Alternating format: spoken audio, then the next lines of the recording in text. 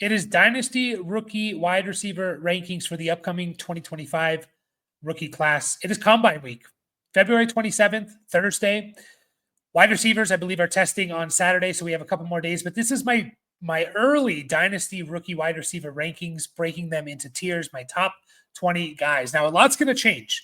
A lot is going to change from post combine, free agency. Obviously, the NFL draft is going to change a lot of things. I feel pretty confident in my top four, and that my top four is not going to be changing too much. Ted McMillan, Tenaroa McMillan, T Mac, however you want to call him, is my wide receiver one, and he's in tier one for this draft class. You see the numbers there, really, really good numbers. Actually, really good numbers back-to-back years for Ted McMillan. People see that he's 6'5", and they think, oh, so he's a big receiver, outside X, plays like that. And he potentially could, but it's what's interesting about Ted McMillan when you actually watch the film is that he plays more like just a big possession guy. He wins over the middle of the field more than he does on the outside the numbers, which is I personally think is a good thing. I think he can win outside the numbers, but I think he's best over the middle of the field, and I think that's a good thing when it comes to translating to fantasy success. Also, he didn't play a lot in the slot. I think he played like maybe 100, 120 snaps in the slot this year. He was really damn good. I think he had the highest yards per route run from the slot out of any qualifying receivers. So, like, he didn't play there a lot, but when he did, he was really damn good. So, I think he could be moved all over the field. He's a very good chance to be a top 10 draft pick. And definitely he's going to be a first-round pick. So, he's my wide receiver one. He's in tier one. However, I personally have him, like, neck and neck with Luther Burden. I think most people have it like Tet, Luther Burden. Whereas for me, it's like Tet, Luther Burden. It's almost even, to be honest. That's why they're in the same tier here, both in tier one for me. And honestly, like if both get similar draft capital and one goes to a better team over the other, like Luther Burden goes to a better situation. For example, I saw one mock draft where it was Tet McMillan to the Saints pick 9 and Luther Burden to the Cowboys pick 12. And I much prefer Luther Burden on the Cowboys versus Tet on the Saints. And I think you could potentially argue to take Luther Burden. They're only a few picks apart and just a much better situation there. I know they both have, you can make an argument that Tet has a better chance to be the alpha because no one's, overtaking CeeDee Lamb. But I just think the offense is better, a better quarterback. And, you can have two guys really thrive in that offense, in my opinion. And Luther Burden, I think, complements CeeDee. Anyways, I'm a big Luther Burden fan. I don't think he's a slot receiver. I think he can play a lot in the slot, but I think he wins. You watch his routes, he wins from the outside. He played a lot in the slot, but he wins on routes that are more of these outside wide receiver routes, go routes, 9 routes, outside the numbers. So I think it's a little bit cheap to just say, oh, he's a slot guy, because that's not what he just is. He can play on the outside, and obviously he can move all over the place. You see, he even had 9 carries. He's just really damn good with the ball in his hands. I'm a Luther Burden fan. He's in my tier one. And honestly, if he goes to a better spot, they both go top 12-ish, Tet and Luther, top 10 maybe, and Burden gets a better spot, I don't mind taking Luther Burden over Ted McMillan. I know it seems blasphemous, but everyone would have called you crazy if you took Malik Neighbors over Marvin Harrison last year, and it's kind of looking like it maybe should have been Malik Neighbors over Marvin Harrison. So don't be so quick to dismiss things that are a little bit different from what the consensus seems to be. Matthew Golden is my wide receiver 3. I love Matthew Golden. I'm a big Matthew Golden fan. He's my wide receiver 3. He is in tier 2, so he's a tier below Tet and Luther Burden. But man, you watch Matthew Golden, especially during the college football playoffs. If you only watched the film before you looked at the stats, you would say this guy had like 1,500 yards, right? Texas, they spread the ball around a little bit. They had a lot of good players, Gunnar Helm, Isaiah Bond, running backs, other wide receivers stepping up. So they had a lot of mouths to feed. But Matthew Golden, to me, was the best one on that team, obviously. And I'm a big, big Matthew Golden fan. I think he probably sneaks. There's a good chance he sneaks into the late first round. And there's a lot of good teams there in that late first round that you could be excited for him to go to. The Rams, the Texans, the Commanders, Buffalo, all those teams that pick 25 and later. you're very excited if Matthew Golden goes there. I just think he's a really good player. I think the upside and the ceiling are there compared to the next guy who I also really, really like. I kind of look at these guys, and the next guy is Emeka Ibuka. I'm a big Emeka Ibuka fan. I have him in the same tier as Matthew Golden. I kind of look at these two as upside versus safe. I think Emeka Ibuka is probably one of the safest picks in the first round of a Dynasty rookie draft. Assuming he goes first round in the NFL draft, he'll be a first round pick in Dynasty rookie drafts. He's one of the safer picks, in my opinion. I would be very surprised if like Emeka Ibuka is just like a bust for fantasy. I kind of see him producing along the levels of like a Jordan Addison, Jameson Williams last year, not producing in the same way, but producing similar numbers where those guys are like, okay, they're solid wide receiver 2/3. Maybe they have a little bit of upside. I think with Emeka, you're gonna get a little bit more consistency. So I think he's just a really clean route runner, a really good wide receiver, kind of a wide receiver 2 for a team. Whereas I can see Matthew Golden developing into, maybe not from year 1, but developing into a wide receiver 1, alpha receiver for a team. So that's my thoughts on those two guys. I like them both. And I don't mind if you want to go Ibuka over Golden. I just personally like Golden a little bit more. After that, guys, it is wide open, in my opinion. It is wide open on like who's the next receiver, who's the wide receiver 5, what's the next tier, what are these guys even going to turn out to be, what kind of draft capital are they going to get? It is wide open. I feel pretty confident in this top 4, and then after that, I'm just like, I'm a little bit at a loss, and I'm going to let the NFL help me out here too. Like, where do these guys go in the NFL draft is going to be a big determiner here. But I did break them into tiers. Into starting off my tier 3, the guy I feel most confident about as my wide receiver 5 right now is Jalen Royals. I love Jalen Royals, man. I absolutely love Jalen Royals. You see the numbers there: 55 catches, 834 yards, 6 touchdowns. That was in like 7 games. The dude was on pace for over 1,500 yards or something ridiculous. Would have maybe led the entire country, which again, that's not saying that means he's going to be good. Just watch him play, man. He's explosive.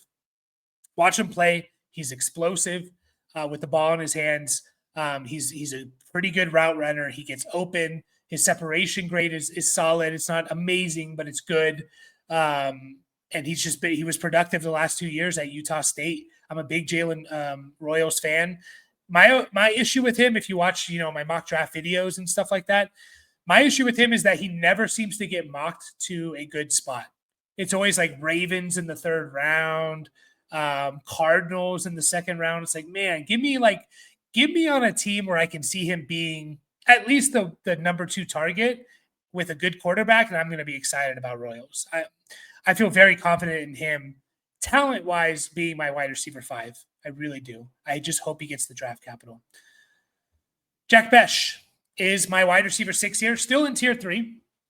I think Jack Besh is just a solid player. One of the reasons I have Jack Besh a little bit higher than some other guys after him is I could see the path for him developing as like a consistent, wide receiver 2, maybe even a wide receiver 1 for a team. You can move him all over the place. He can play inside. He can play outside. He can go into motion. He does all those things. Is he particularly strong and like a beast at anything? Maybe not. He's really good at finding the hole in zone coverage and stuff like that, which is obviously an important skill to have.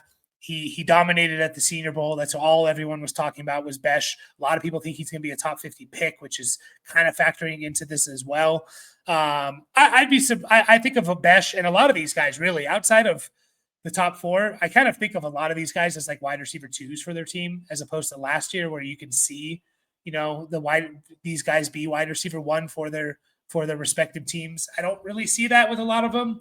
But I like Besh. I think he's a solid player. I don't think anything jumps off the tape when you watch the film. And I still have a lot more film to watch. I've watched multiple games for all these guys, at least the top 15, I believe. But I still needed to watch more, and maybe I do find something that I really, really like and think, okay, this is what makes him different. I like Besh. I hope he gets top 50 draft capital because then it's going to be much easier to take him. Alec Iomanner out of Stanford. I put W7. It should be wide receiver 7. Again, still in tier 3 here. and again, why do I tier players? Well, it's like kind of saying like choose who you like. I think there's not enough emphasis in content creation of just like, hey, I'm not going to be always right. So don't just listen to me. I'm going to give you my thought process. I'm going to give you my ideas. You take with that what you will and do with it what you will and come to your own conclusions because it feels a lot better hitting on guys when you are passionate and you really like those guys. You hit on guys that you really like. So Alec Eilmanner to me, I get that a lot of people talk about that Colorado game in 2023. Again, I see the tools for Elick. Elick or Elick, I always forget, but I see the tools for him. I just, again, nothing really jumps off the tape, when I watch him. I think he could be a solid number 2 for a team, but is he a number 2 like elite number 2, like an Addison, Higgins, Devontae Smith, or is he like a Michael Wilson number 2 guy, wide receiver for a team or something like that? And I say Michael Wilson not because they both go to Stanford, but just kind of like, yeah, he's the wide receiver 2 for the team, but it's like, what does that even mean? So I like Elick. I think he's a solid player. Obviously, he was productive at Stanford. He was like basically Stanford's offense last year. The last couple of years, like Stanford just has not been very good offensively. They threw for just under 2,300 yards, and Eilmanner had 831 of them, right? Like he had over 33% of their passing yards went to Elick. They threw for 18 touchdowns, and Elick had 6 of them, right? Like he was their offense. So I see the tools. I see the potential. If he gets second-round draft capital, it kind of solidifies him in this tier, in my opinion, even early third round. But, and I assume that's where he's going to go. Most people talk about him like he is going to go day 2 in the draft. The last guy in my tier 3 is a little bit of like my own personal favorite. Is Savion Williams out of another TCU receiver. I don't know why I erased the R on the W. The WR. Should say WR8. And you see the numbers there. And I say this every time we do rookie mock drafts. By the way, if you want to join any of our live rookie mock drafts, join our Discord. Link is in the description of this video. Also, we'll be doing real money leagues. So if you want to get into those, you want to get into a real league with us and other viewers of the channel, join the Discord. Also, like and subscribe if you enjoy Dynasty content. Every time I draft Savion Williams in one of our Dynasty rookie drafts, I say a little bit of a prayer, right? So I'm going to say a prayer right now, and I'm not even a big religious guy, but I pray to whatever team takes Savion, please use him as just a weapon. Don't use him as just a receiver. Go line up and win your one-on-one routes every time. Just use this guy like a Cordero Patterson. Maybe not as much of a running back as Cordero Patterson became, but basically what we should have used Cordero Patterson when he was first drafted, right? Give this guy 10, 12 touches a game, 5 of them coming as a receiver, and then 7, 5 to 8 of them coming as, out of the backfield with carries or something. Please use him in Wildcat. Use him in the screen game. The dude is a ridiculous athlete. He's going to test. He's probably going to increase his stock at the combine on Saturday because he's going to test off the charts. Like the dude is just go watch some of his film, even his highlights. Like the guy gets the ball in his hands and he's amazing. No one can tackle him. 6'5", 225. I believe, and I'm just double checking what he's going to run in terms of his 40. He's going to run potentially sneaky low 4.4s. I see one website here predicting him at a 4.4 flat. You're telling me this guy's 6'5", 225, runs like a running back, and he's going to run a 4.4 flat? Just please use this guy like a weapon. Please. Go to the Rams. Go to the 49ers. Go to a team that's going to use you properly. And for that reason, for that potential, I have him in my tier 3. I'm a big Savion Williams guy. Now, he can't run routes very well, but he can, just get the ball in this guy's hands. Into my tier 4 of guys. Now, this tier 4 of guys, there's, I believe, 3 of them they're kind of guys who are like, I see their role on NFL teams. I don't know what kind of upside they have, but I see their role. They're going to get drafted to fill that role. And that's going to be some value there because I feel like very early on, they're going to be able to get on the field and they're going to be able to produce. Now, will they produce as difference makers in fantasy? Probably not, if we're being honest. But they're going to get on the field and they're going to get the opportunity to do that. I always think of Amon-Ra St. Brown, who was drafted 4th round. And he filled a role for the Lions, halfway through their season where it's like, okay, this guy can be our slot guy. And at the bare minimum, he's going to be that. And that gets him on the field to show, hey, I'm more than just a slot guy, right? So I think these guys like Xavier Restrepo, who I see is going as high as like the first pick of the 2nd round sometimes out of Miami. He is just a solid receiver. He'll play in the slot for a team. He'll do pretty well. He'll get on the field. Now, can he take that next step? I have doubts, but he's going to get the opportunity to do it because he's going to be on the field. So if he's just good, if he's just different, then he's going to be able to show that. Some guys just can't get on the field, even though they were drafted, just because like their role that they fill is not needed by the team. They don't do it very well. Like Adonai Mitchell is one of those guys that comes to mind where it's just like, yeah, he just didn't get on the field because Alec Pierce basically did his role better, right? And, these guys that can fill in at the slot, a team's going to specifically take them for, take Restrepo to fill in as a slot receiver, maybe play on the outside at times. So I just don't know what the upside is for this tier of guys. I think they're going to get good draft capital day 2, I hope. And I think they're going to have a role in the team. I just don't really know what the upside is. And for fantasy, that matters. Jalen Noel, who I like, by the way.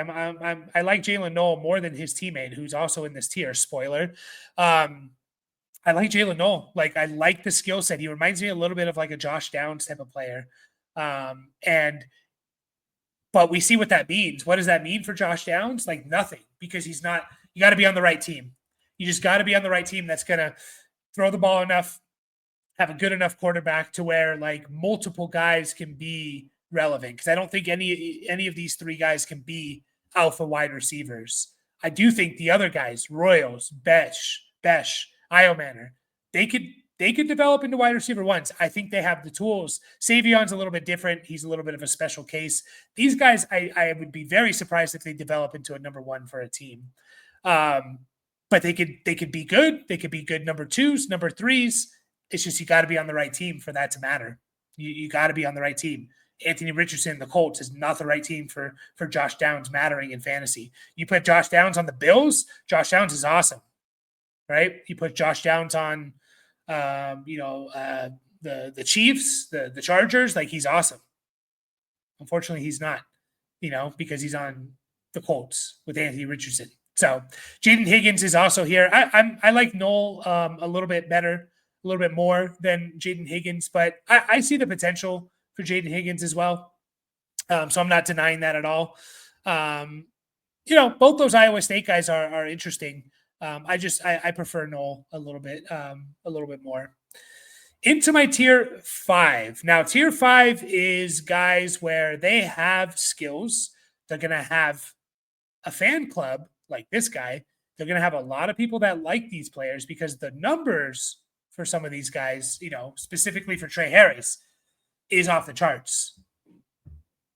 But when I watch and I look at, the analytics and the raw numbers and all that, it's like, I don't know what you are. It's just kind of like the tier of like, are you going to be? I see the potential. I definitely see the potential. And you can argue that anyone in this group of guys, and if you watch our videos from like how we rank weekly rankings, weekly starters, during the football season, we don't necessarily rank everyone that says like tier 1 is always better than tier 2 and tier 2 is always better than tier 3. It's more we grouped guys together. We group them together to say, hey, this is the type of guy this is. This is the range of outcomes. Make your decision based off of that, right? I come from a teaching background. I don't want to just tell you guys this is who's good and this is who's not because I'm right on my word because I'm sitting here in front of a microphone. It's more of just telling you this is my thought on these guys. For example, These guys in this tier could be, they have more potential. You could definitely argue they have more potential than the guys in the previous tier, but they have a lot more bust chance. They have much lower floor, in my opinion. So I put them in a tier below. But if you feel strong about these guys and you don't want to just take the safe option, which for fantasy, depending on where you're drafting, like if we're talking late second, early third, maybe you should take the potential. Maybe you should take Trey Harris. I'm probably not going to roster Trey Harris much because I know people are big fans of him. I see him go first round a lot in our Dynasty rookie drafts. Almost never escapes out of the mid-second round. That being said, I just don't know how you evaluate the guy. He ran like 2-3 routes in college. Obviously, he ran a little bit more, but his production came off 9 routes, go routes, 6 routes, which are comebacks, hitch routes. So you literally run forward and you turn around. And then like screens where you don't even run off the line of scrimmage, right? That's where all his production came. There's literally plays where you watch him and he's just standing there in his wide receiver stance and the ball gets thrown to him.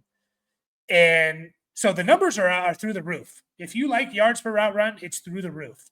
I just don't know if this is going to translate to the NFL. I need an NFL team to tell me, I need the NFL to tell me with all these guys, we think it could work. I need a team to feel confident in these guys that they take them second round or something and say, hey, we feel like this is going to work. We see the potential and we're going to try and make it work. Then I'll feel better about these guys. Trey Harris falls into that bucket, in my opinion. Tez Johnson falls into that bucket. Again, the numbers are nice for Tez Johnson. The speed is nice. You watch the film, but it's like the dude's 155 pounds. And I don't want to just discount someone because of their weight, but teams definitely, like, we're not talking Tank Dell. Like, he's light compared to Tank Dell. And Tank Dell was like 175 pounds, and people were worried about that. I was a big Tank Dell guy. Tez Johnson, I don't think is on Tank Dell's level. He's 15 pounds lighter, even 15, 20 pounds lighter than him.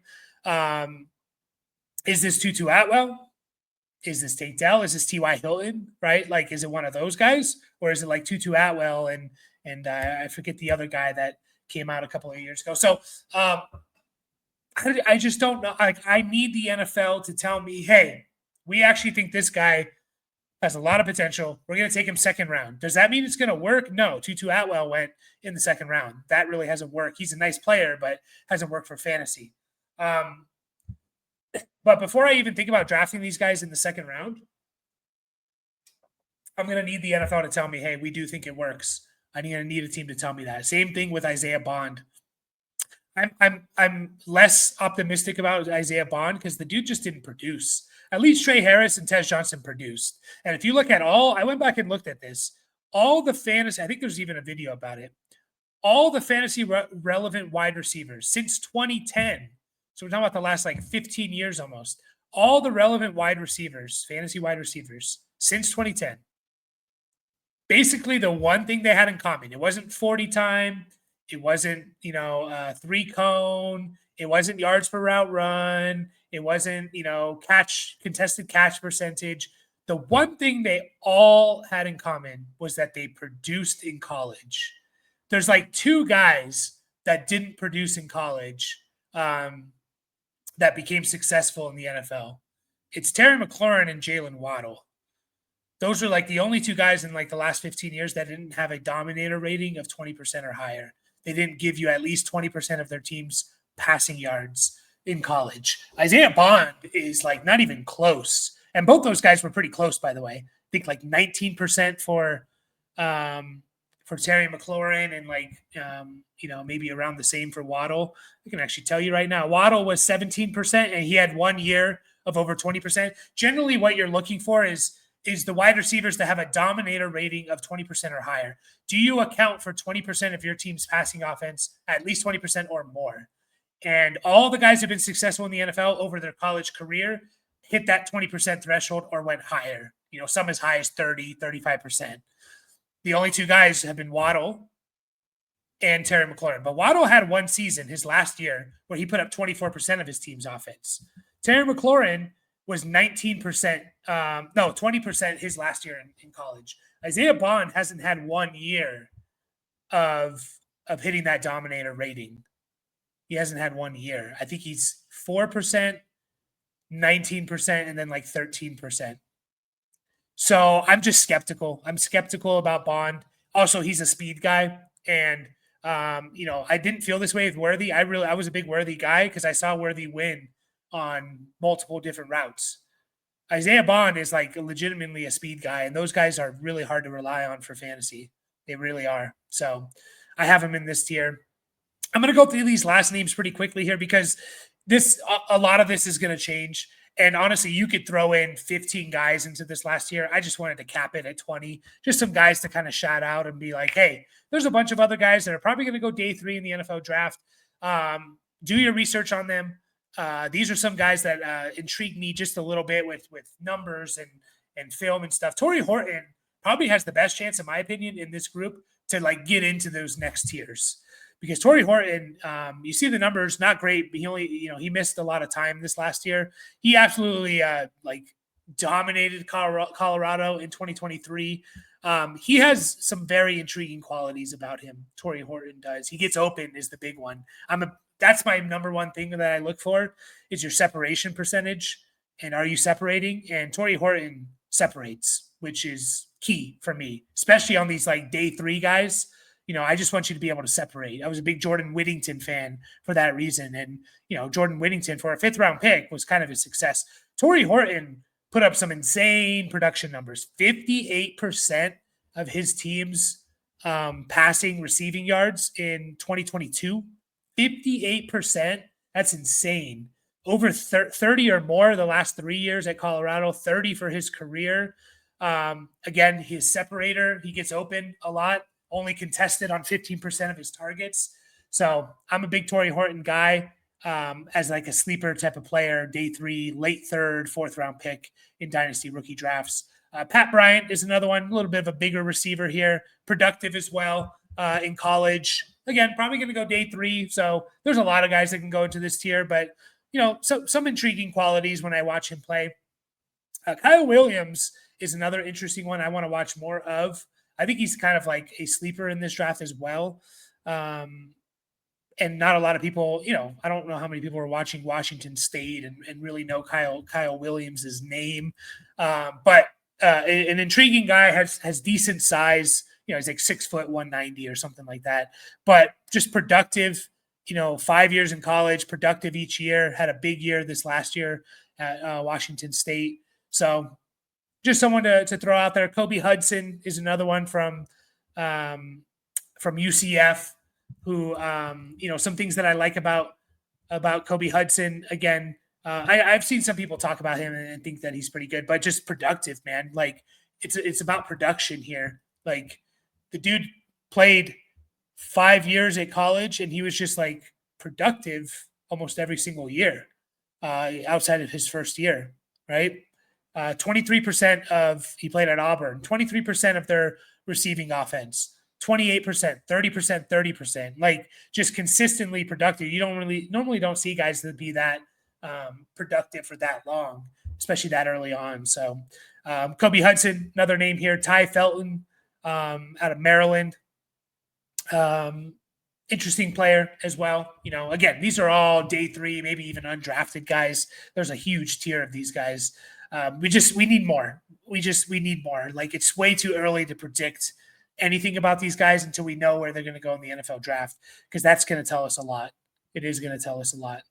And then Nick Nash, who obviously led the entire nation in catches and yards, I believe. No, he led his conference in catches and yards.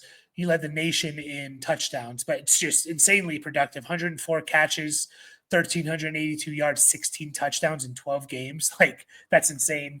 I'm not the biggest Nick Nash guy, but hard to ignore that type of production. So appreciate everyone watching. Make sure to hit that like and subscribe button. We'll be back looking at the quarterbacks and tight ends into one draft. And enjoy the combine and just keep on scouting, keep on working. Appreciate you all.